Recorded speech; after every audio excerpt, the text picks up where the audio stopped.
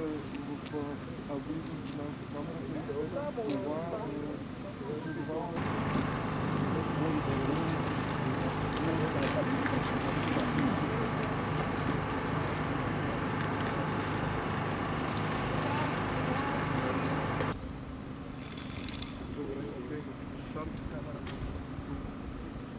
не всеки може да издържи на тази картина.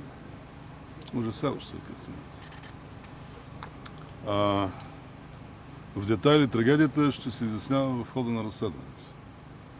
Не е за гледане там. Не е за гледане. Не знам дали в тези ранни часове трябва да изпадаме в детайли. Нека да го оставим за друг час поне. Бих казал от моя опит, от тази гледна точка, такова нещо аз не съм виждал до сега. Тук говорихме и с колегата Сарафов.